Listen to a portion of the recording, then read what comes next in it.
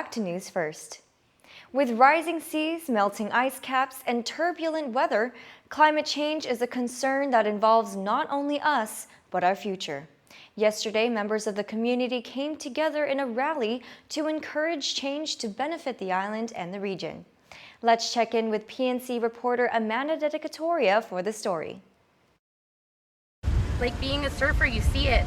We're already surfing in microplastic. You'll see it all over the coast. Trash, trash, trash. And all over the reefs. Trash, trash, trash. How much more can we take? And when are they going to do something about it? Armed with cardboard signs and metal straws, dozens of concerned community members of all ages and backgrounds came together at a rally in front of the Guam Congress building yesterday to support awareness and legislative action about climate change issues. The demonstration was organized by the Micronesia Climate Change Alliance, a local nonprofit group that is dedicated to protecting Micronesia from the effects of climate change through education and action. According to Michelle Vocolo, the president of the organization, the event was held to encourage island lawmakers to pay attention to environmental issues. We wanted to do something to call climate change to our leaders. A lot of these small other islands, Palau, Tuvalu, Hawaii, they all have climate adaptation and resiliency plans. Guam does not. And at this point, climate change is happening no matter what, and so we need to do more to prepare. In addition to a climate action plan from local lawmakers, Vocolo says the group was also speaking out against the Guam Power Authority's upcoming power plant, stressing that the island should be transitioning to using renewable energy alternatives rather than burn fossil fuels. And according to Senator Kelly Marsh Titano, the event was an opportunity to spell out the urgency for acting on these issues. We can only do so much to this planet, and if we're making it unlivable or we're making it something that's not sustainable, then we're only hurting ourselves. There's no other planet at this point to move to, so we really need to be good stewards. If you want to learn more about MCCA, check out their free movie screening at UOG's SBPA Room 110 next Wednesday at 10 a.m. Leaders commemorated the forgotten 45 Chamorro lives of the Taguian massacre, as well as the 7 men buried in Salisbury during World War II. Here's more. Every year, members of the community gather together for the Taguian Memorial in Jigo. This is the last memorial service following the 75th Guam Liberation Day. It is important for us to remember those who sacrificed their lives and the atrocities and horrors that took place all those years ago. So in order for us to forgive the past and move into an era of peace and friendship.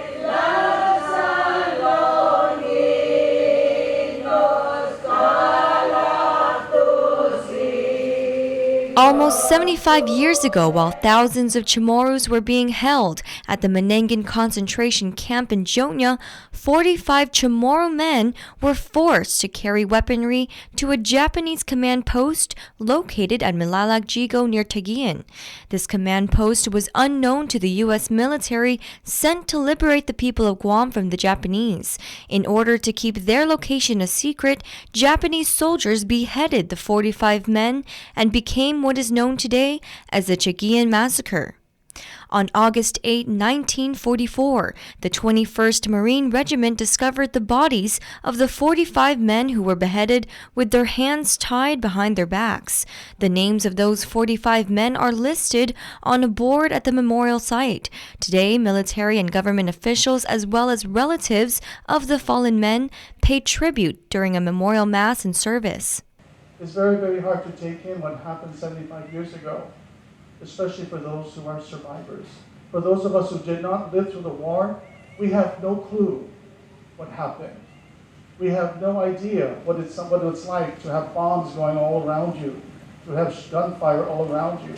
We have no clue what it means to be subject to slavery, to field work.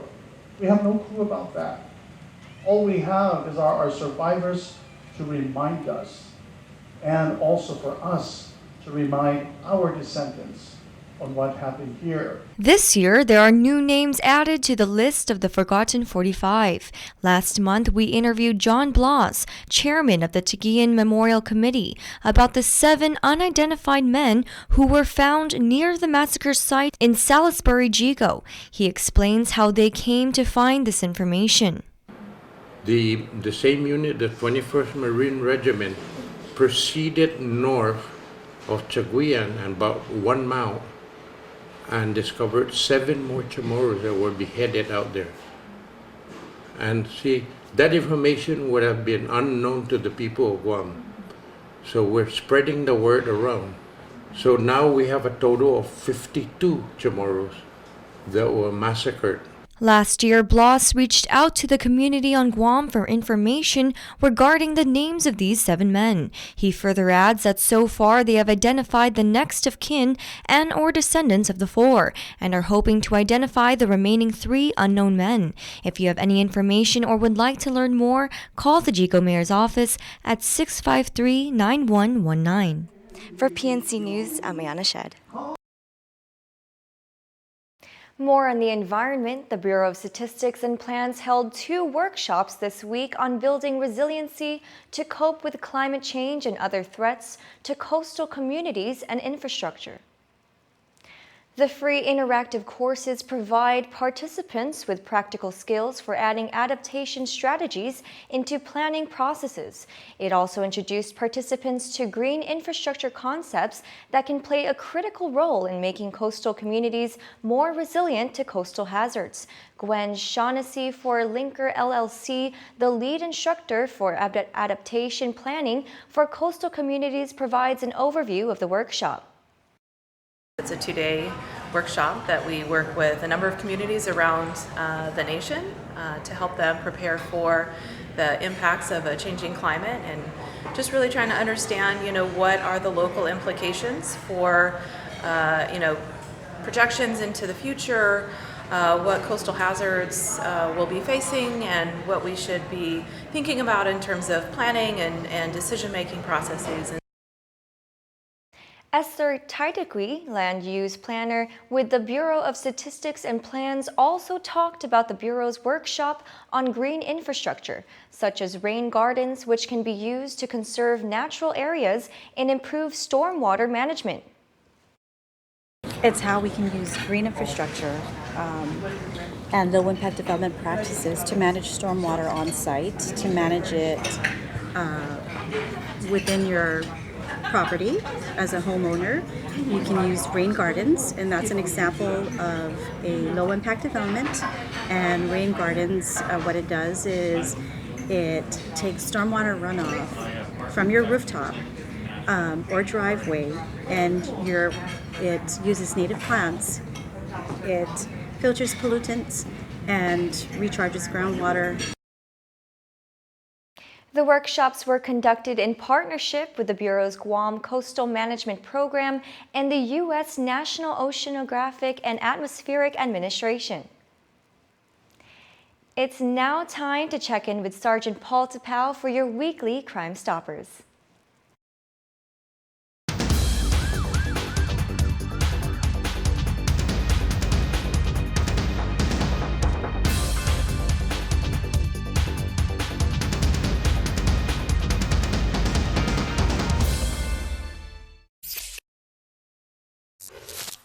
Hafa, I'm Sergeant Paul Tapau, your Guam Crime Stoppers Coordinator, and this is your Crime of the Week.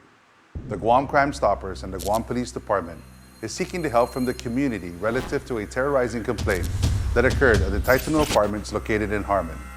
Now, the preliminary police report suggests that on Saturday, July 13, at around 7:30 in the evening, 7 male minors, possibly teenagers armed with knives and pipes, demanded money from the residents of Titano Apartments and began damaging a door to a unit.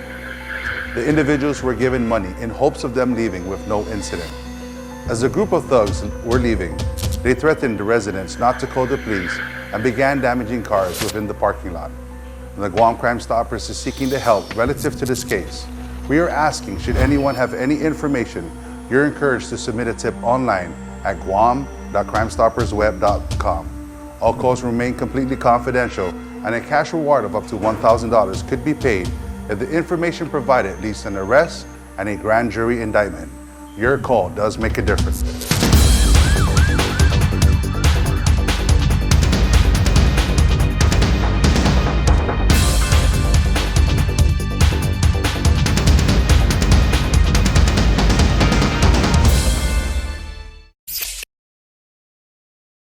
Up next is your local weather forecast.